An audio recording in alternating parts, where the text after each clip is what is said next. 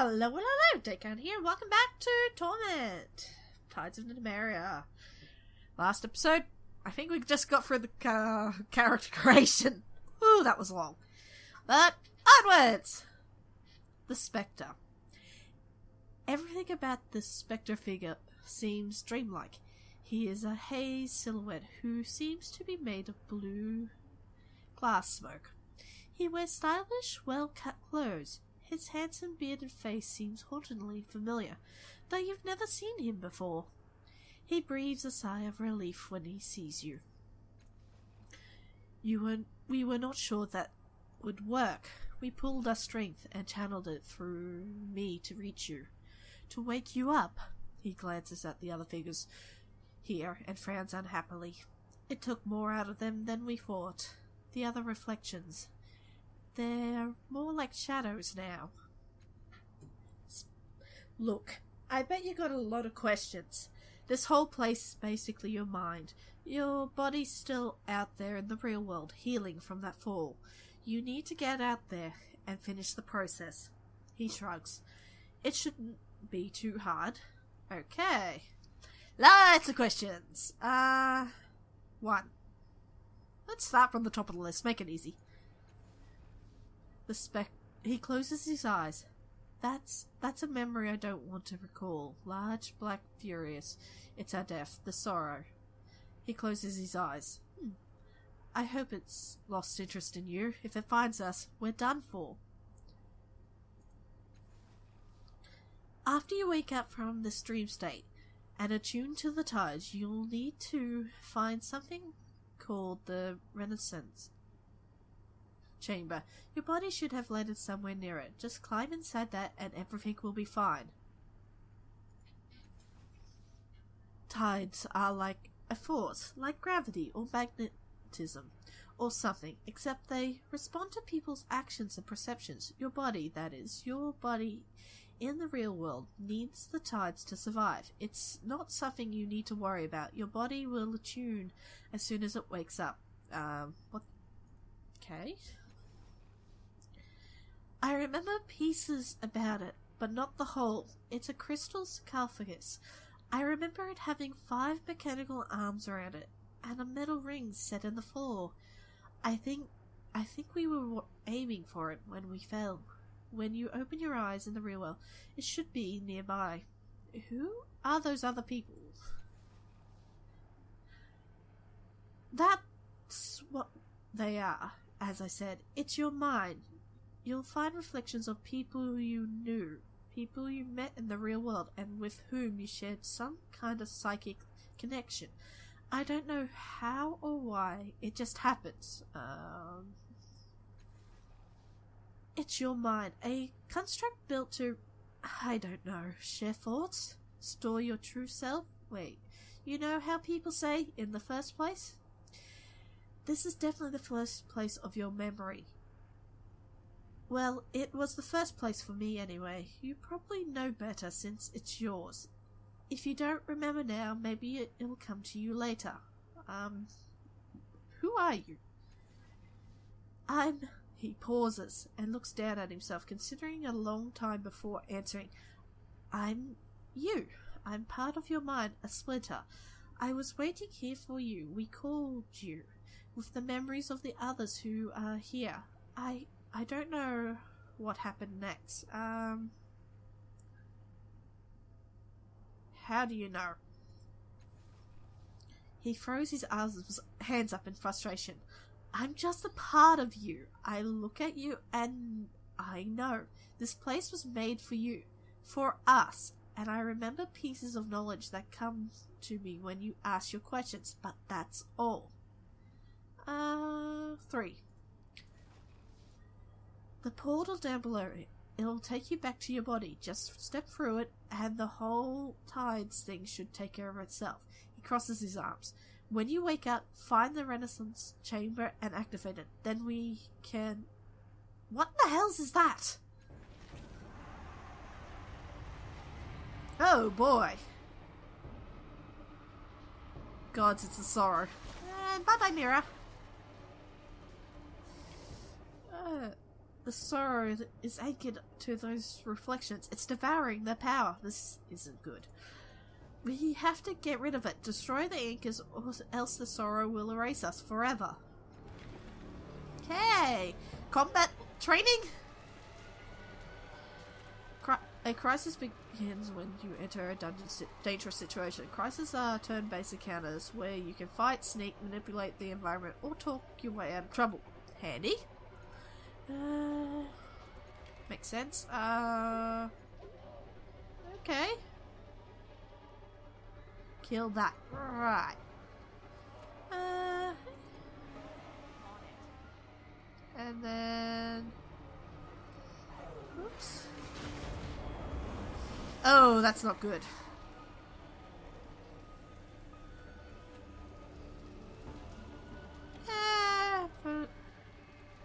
Alright, basically like before.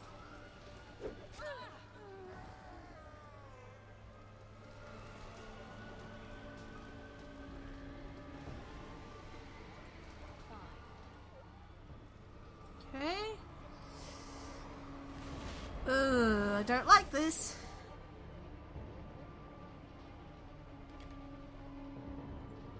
Now around and get to the next one. Ah, so I can do... I saw that before. Okay.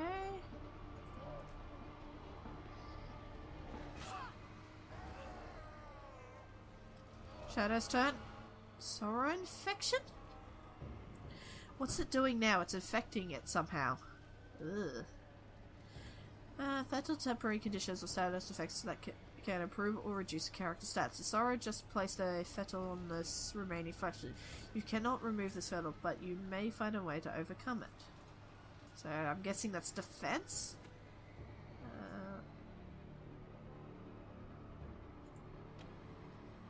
Give it a go. No. The armor set reduces sorrow places. Okay. How did I hit? This isn't good. This isn't good.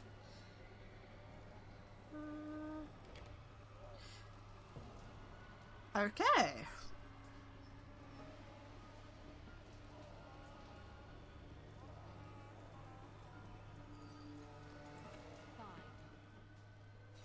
Take. And... oh boy. Click. That worked. Right. Pretty straightforward.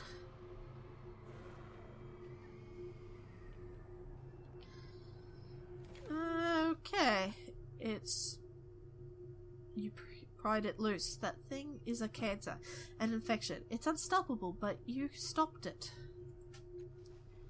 He looks at you and he holds his... oh, hold on. He holds his head in his hands. I can't believe it found us in here. He looks at you, terror in his eyes. That thing, the sorrow, it's been hunting you. It's what killed you in the first place.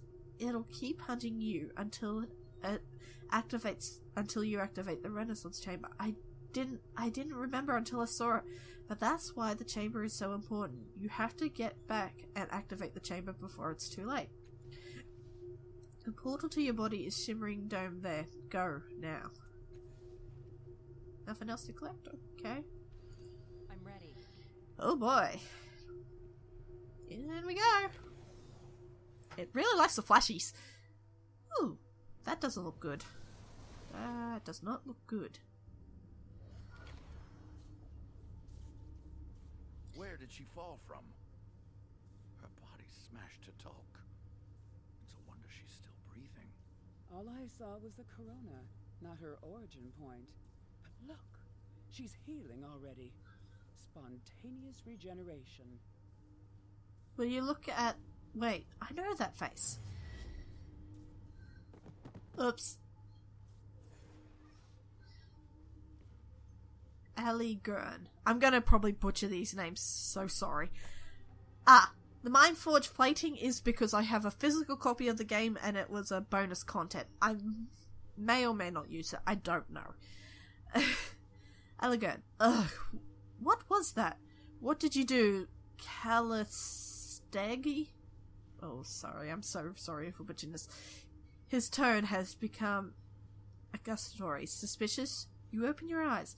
The first thing you notice is the man's kaleidoscope of tattoos withering across his forearms. He wears a long dark coat belted at the waist, supplies filling the pockets. His boots are worn and stained with years of travel. Kelly Stagg, you blame me. She emitted an internal psychological reaction in response to the fall, probably related to that fantastic healing process. Obviously, Awaken. Her voice rolls and hisses, and you have to rub your eyes to be sure that you are not seeing double. Faint echoes of her actions trail from her, each nearly mimicking her, though some act and react to stimuli that you cannot perceive. Her vivid hair and outrageous clothing remain constant through these shadows. Gain mindful plating. Dismiss. Algren. Oh yes, it's obvious, Callisto. His voice grim and clipped. Then he sees you looking at him.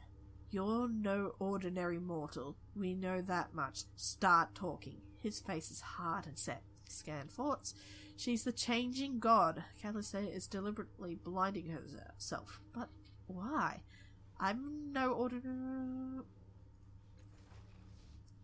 Algren, you really don't know? He cocks his head to the side. I'm starting to think you're not her. Starting to think? Algren, tell me, is it a novel experience? Scan thoughts. Algren's being more paranoid than usual. How long must I put up with him? It's her face. I've never seen any other people rebuild themselves like that. Only the changing god could have healed so quickly. He sighs and rubs his face, trying to regain his composure. Maybe you could help me for a change, you know what this means to me. You're familiar with the word changing, Algren? It implies inconsistency. Thus, the changing god may well have changed. Several versions of her shrug, and she addresses you. You'll have to forgive him. He believes you're someone he once knew, even though it's painfully obvious to anyone that you are newly born. Her most solid self curtsies while the others bow or spin. I and my sisters am Kellistag, and this is Algren. We are explorers, knowledge seekers. That's how we came to being in this room. If I'm not mistaken, you are what we call a castoff. The changing god created you, body and mind. Your sire used your body for a time, then abandoned it for reasons of his own. When his mind departed for a new experience, you were born in his cast-off shell. Oh, nice. Okay, start from the top. Where are we? A sanctum of your sire's. The common belief is he has several such places through the ninth world, possibly other worlds as well. We were only just able to gain entry to this one because of your grand entrance. Whose is the change god? Ha! That's something coming from you. Ugh. She gives him a sidelong glance. The changing god is your sire, dear. He discovered a path to immortality long ago, a means to transfer his self into a new body of his own creation. I don't think he knew, however, that when he abandoned one body, another mind was birthed to fill the void. Oh, he knew, all right. He eyes you up and down coldly. The only thing the changing god cares about is himself. He doesn't give a single thought for those he leaves behind. Scatthought. He sees us as experiments, not humans. Fine. If you know the changing god through my body, why do you keep referring to my sire as he? That's a good question. We know your creator through legends and research. He's taken form of men, women, Vistans, and other things. His form is fluid, as his name suggests, but the stories about the changing god always refers to him. It's easier. Algren shrugged. You're a woman. The changing god is himself. Are there others? Dozens, hundreds. Who can say? Your sire has been doing this for several centuries. Right. Though if all of them were born the way you claim to have been, it's a wonder any of them survive. So you say I was born when the changing god left. Okay, why am I not dead? I used a cipher to slow your fall further, but the damage still would have killed an ordinary person. But think about it. If you're the kind of person who can make your body into anything you want, what do you do? If you've constructed bodies for centuries, you want to make each one better than the last. You want to live forever. You're not going to let your life end by accident. No, you make stronger bodies, faster, powerful, maybe throw in regeneration while you're at it. That makes sense. The changing god has always been vain. He rarely stays long in a shell that doesn't suit his self-image. She looks you up and down. She smiles, suddenly unnerving. Perhaps the changing god fled because he didn't want to wear those scars of yours. Oh, joy. Yeah, how can you be sure? You mean aside from your miraculous reformation? For one thing, there's your tattoo. All casters have one, though its purpose is beyond me. And then, of course, there's your delicious naivety. She could be faking it. You don't live hundreds of years without learning to lie convincingly. That's kind of the point. Oh, four. She sighs and then says to you, "What do you think? Are you a newborn child, or are you a powerful immortal who death has robbed of his memories?" Algrim crosses his arm and growls, "Fine. What do you think?" Scanforth, "This should be interesting. I've survived that fall and have skills and power I don't recall learning. What if I am the change god? There's so much I don't know or remember. I think I must be a castoff. It's obviously, if you obviously knew the changing god out there, what do you think? Am I him? I honestly don't know." He forces a smile onto his face and pats you awkwardly. His brown remains furrowed though. "You don't know? Perhaps we can talk about what you do know." "Thank you." She laughs scornfully. "She clearly knows enough to evade your clumsy accusations, Algrim. You have nothing to go on but bitterness and bias." Okay. What was that blast? As I was telling my colleague, it was obviously a psychological reaction of some kind. I never witnessed the birth of a castoff, but yes, it could very well have been caused by your consciousness. But don't worry, I don't believe it caused any real harm, not to me at least. Really? You've been more abrasive than ever since we came in here. He shoots her sidelong. She just can't empathize with other people unless she's experimenting on them. Sure it didn't hurt us? If it did, it was damage to our minds. Though how you check if it carked her, I couldn't say, though. Tough to find normalcy here. At least we know it didn't hurt Algier. That skull is as big as an organic stone. Insults. What do you know about the tides? I heard that term before. A subject your sire studied in great depth. I'm afraid it isn't my field of inquiry. Let's ask something else. Can you tell me about other castoffs again? Before I woke up, I was in a dream once. Yeah, that one. With how hard you hit the ground, I'm surprised that's all you saw. Oh. Why do you seem to hate the god so much? The ghost of a smile touches his face as he's privy to a joke, but it doesn't reach his hard eyes. He lived longer than anyone in the Ninth World, hasn't been much of a philanthropist in all that time. He helped some people, sure, but it's always been in his own self-interest. He's gotten away with loads of skisses over the years. Oh, boy. If falling from the sky didn't kill me, is there anything that can? An excellent question. Have you seen your regeneration abilities in action? I suspect they are primarily physical, a regrowth If that's the case, you'd be unable to survive most varieties of psychic or molecular decomposition, disintegration, and so forth. Oh boy. Oh! As she speaks, a vision flashes into your mind. It's not yours exactly. Somehow you know this is a memory of the changing god. You're in a dark room, lit by a myriad of blinking lights and holograms from the many machines surrounding you. What about a body that can withstand the Sorrow's attacks? Says a voice. It seems to be coming from one of the machines. No, you reply. The thing has no respect for barriers of any kind, physical, temporal, and psychic. This is the only way.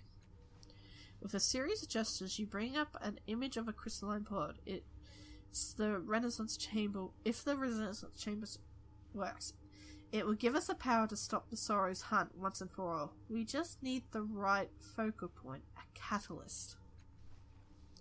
The memory fades and Calistig is still talking. You realize that the device you saw in the memory is identical to the one behind you now.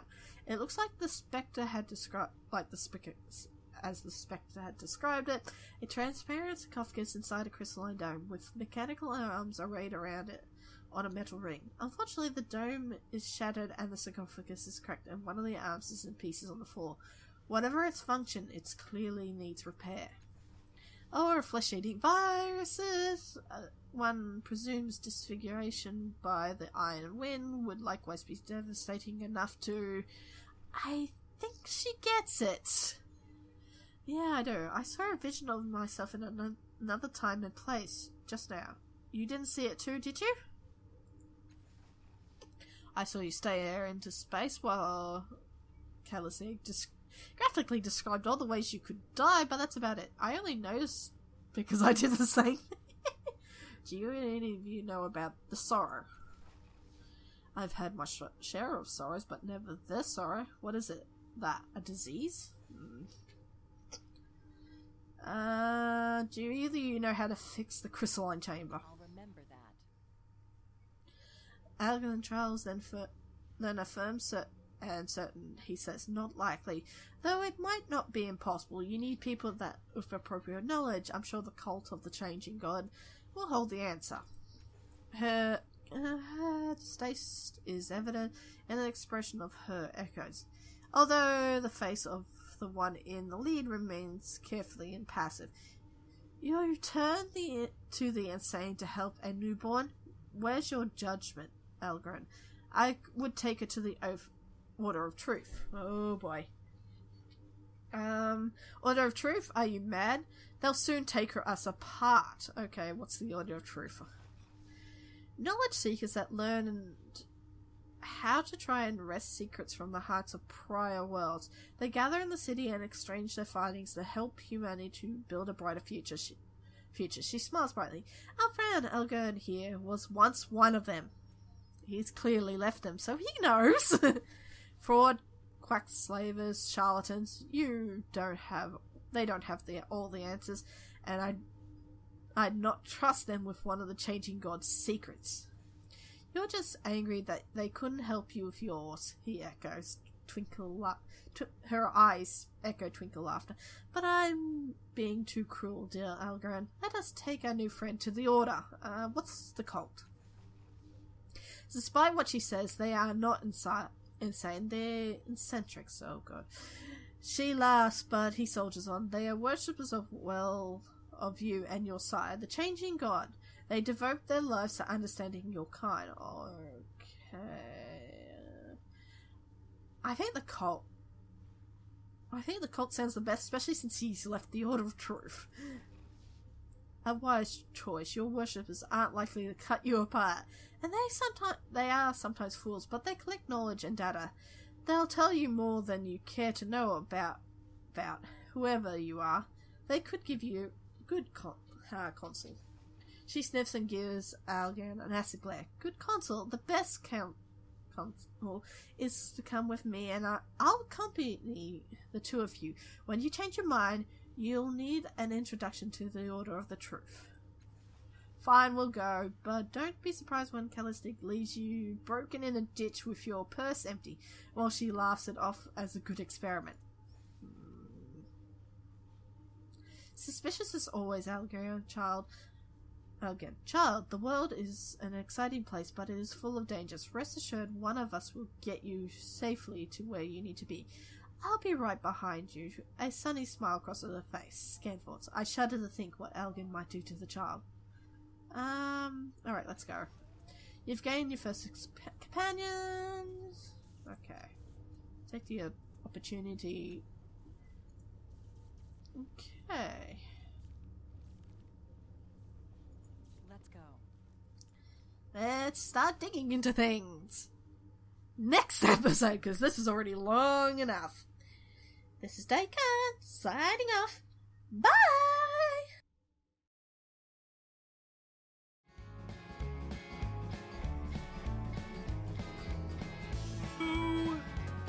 What's with him? He's just some loony old guy that...